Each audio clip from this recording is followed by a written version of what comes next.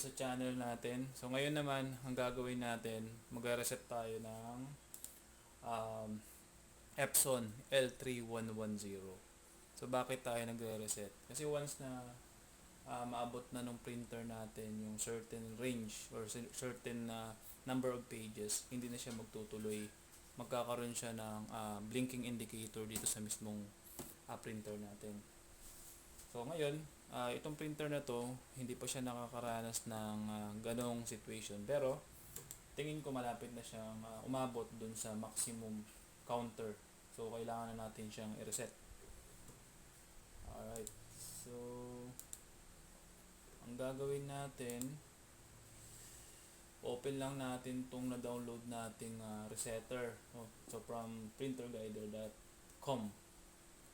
Okay, kung hindi nyo ma-download dyan sa link na yan, bibigyan ko na lang kayo ng link dito sa YouTube, dyan sa description box. So open na natin yung Adjustment.program.exe. So ganyan ang basa dyan. Open na lang natin. Ayan, so select natin yung printer.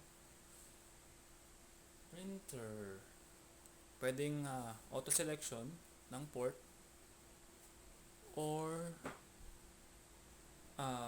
pwede nating select dito sa drop down. Ayan, so L3110 series. Press natin yung OK. Wait lang natin, medyo naglo-load siya.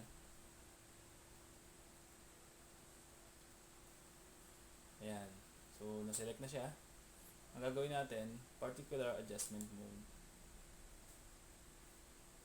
Press lang natin, wait lang din natin at naglo-loading pa siya. Alright, so under po ng maintenance, makikita nyo po yung waste ink pad counter. Ayan, so dyan yung click natin. Meron din mga option dito kung paano natin maintain yung mismong printer natin. Pero dito sa video natin, dun muna tayo sa resetting ng printer. So click natin to, waste ink pad counter, at press natin yung OK.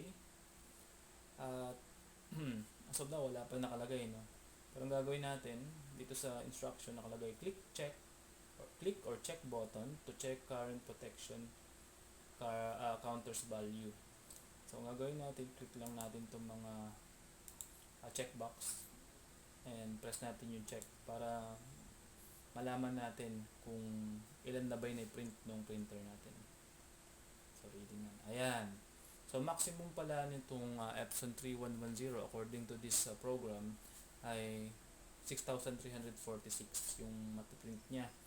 Now once na maabot na yan or more than 6,346, hindi na magpiprint yung Epson natin, magkakaroon ng error. So ang na-reach na natin ay 5,159, no? 81%, almost 100% na. Hindi na natin siyang i-reset. So, ang gagawin natin, i-reset na natin. Click lang natin yan. At, ang gagawin ay initialize.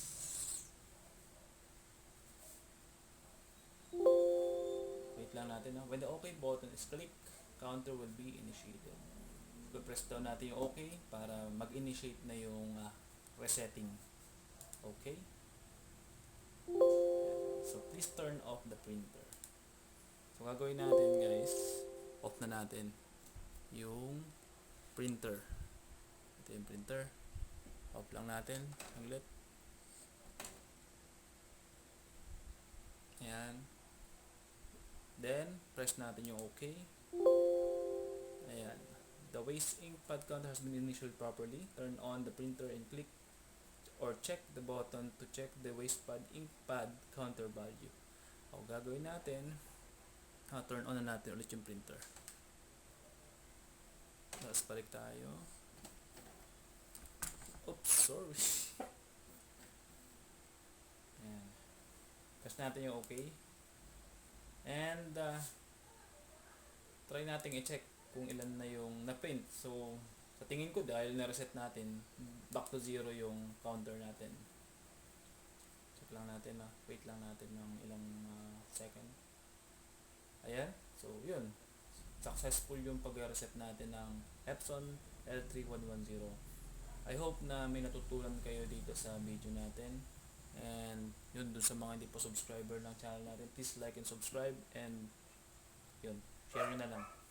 Maraming salamat. See you on next video.